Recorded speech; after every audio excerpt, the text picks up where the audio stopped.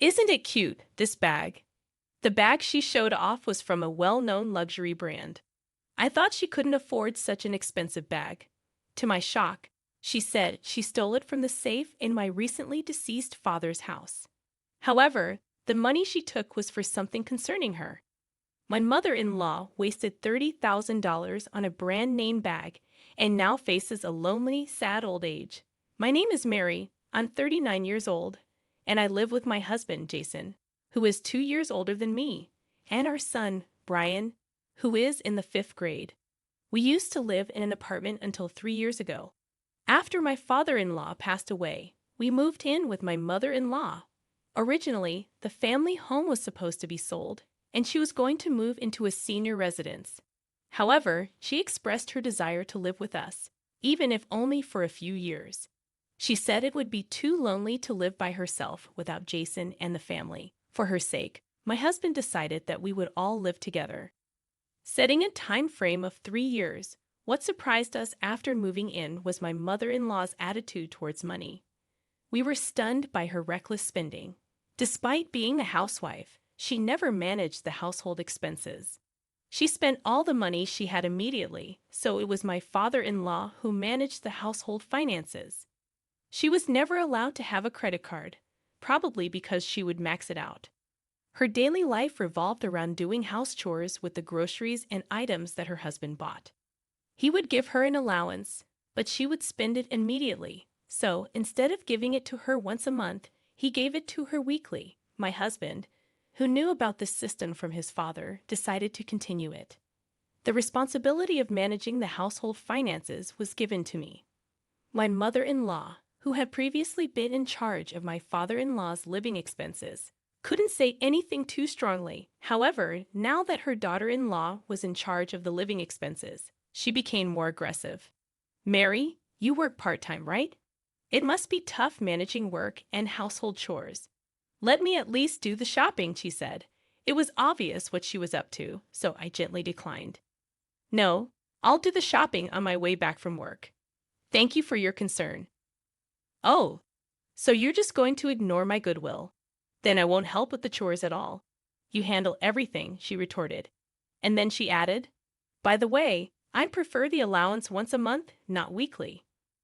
It was clear she would spend it all right away, so I asked, "Can I discuss this with Jason first?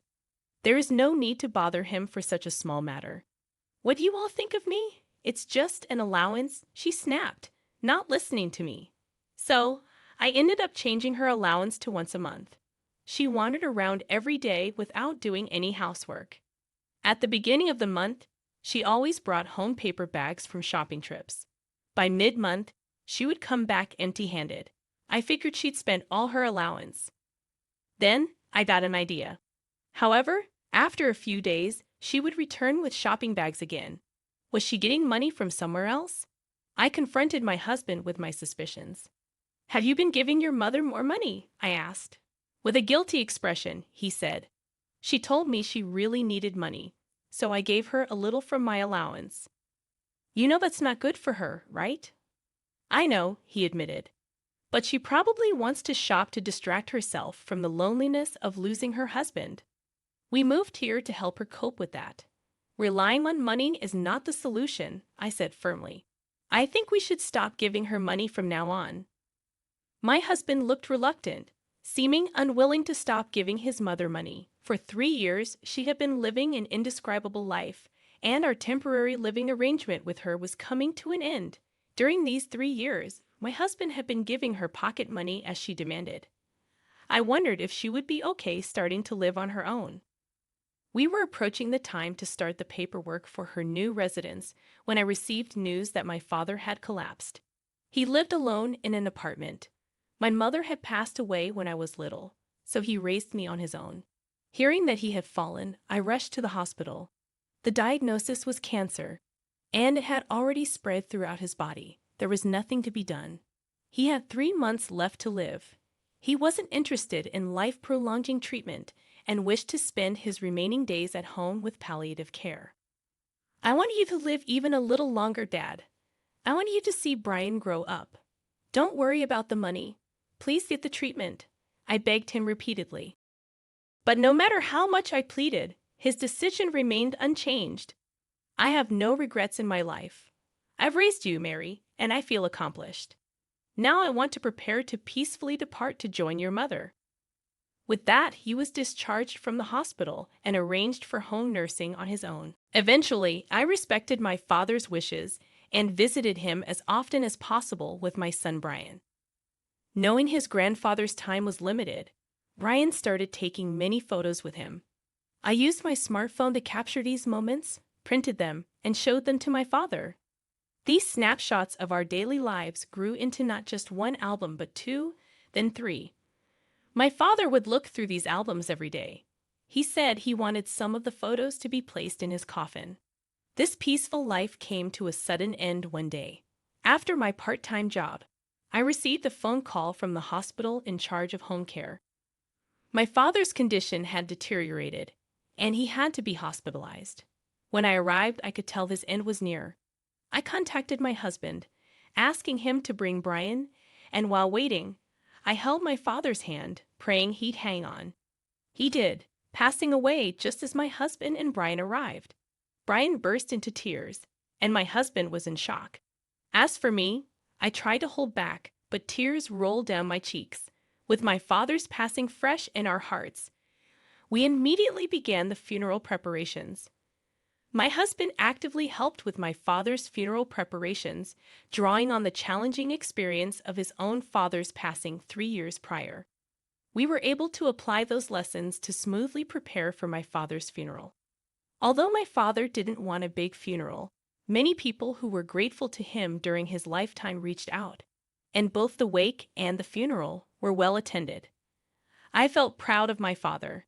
Despite the busy situation, my mother-in-law seemed to be enjoying herself following my father's death. After the funeral and the subsequent memorial ceremonies, things finally started to calm down. Having been away from home for a while, we returned to find my husband's family home in disarray. Despite my mother-in-law being at home, it was clear she hadn't done any housework.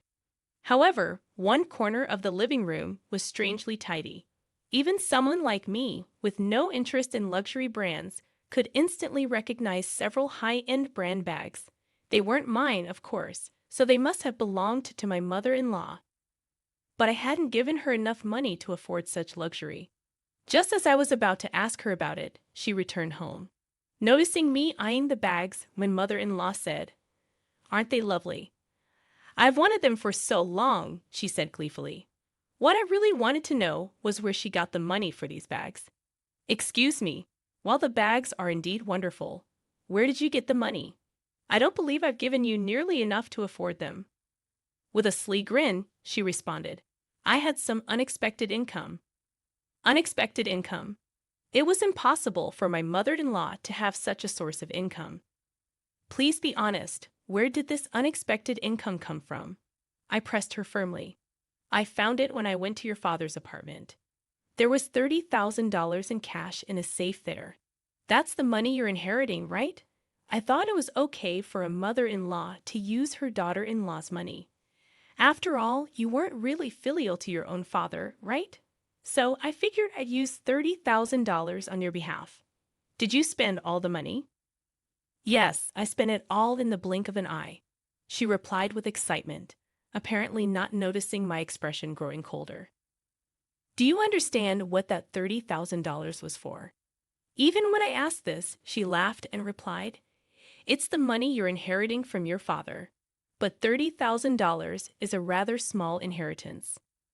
I told her the truth. That money was the entrance fee for your senior citizen's apartment. With an incredulous expression, my mother-in-law looked at me. "What do you mean? Why was the money in your father's room?" she asked, starting to panic. "First of all, it's all your fault. You just spend money without thinking.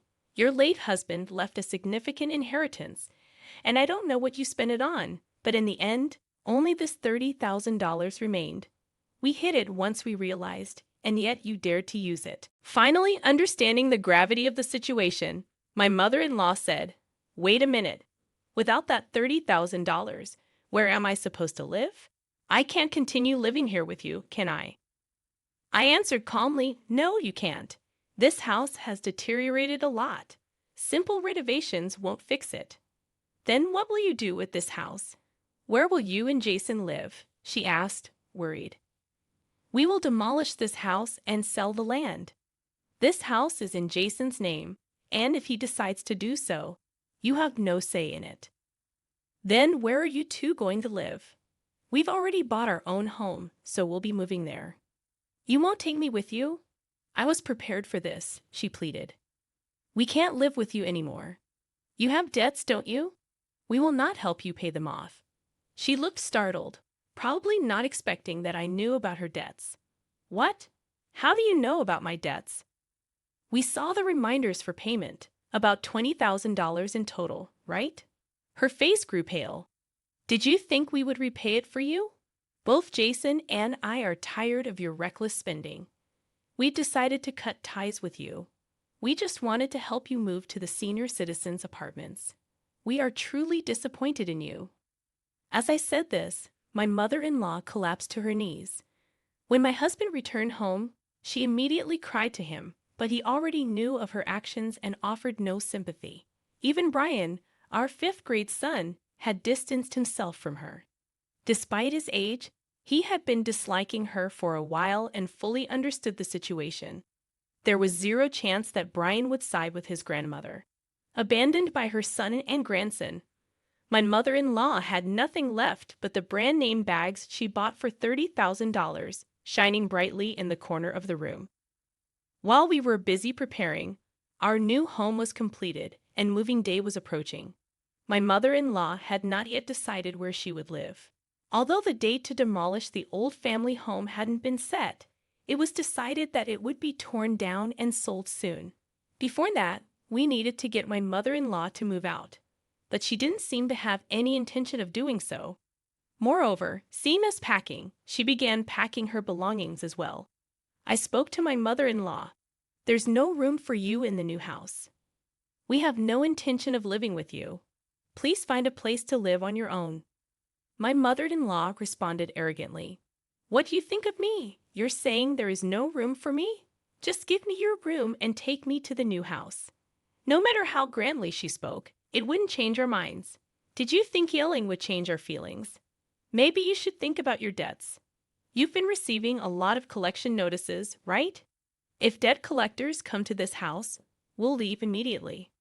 My mother-in-law always fell silent when her debt was brought up. We thought that if she sold the luxury bags she bought for $30,000, she could repay her $20,000 of debt, but she wouldn't. Her actions were mysterious.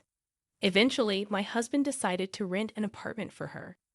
It wasn't a senior residence, but a cheap, cramped, run-down apartment. My husband moved her belongings there, forcing her to live there. "How can you make your mother live in such a place? What kind of son are you?" she exclaimed. Soon after moving in, she was reprimanded by the landlord for being too noisy. Her reckless spending didn't change. When her pension came in, she'd spent 2 months' worth in about a week. She would borrow money for living expenses, and when that ran out, borrow again. Her debt snowballed to $30,000. At this rate, she might be evicted from the apartment. To avoid her debt problems affecting us, my husband formally cut ties with her. We didn't share our new address with her and changed our phone number.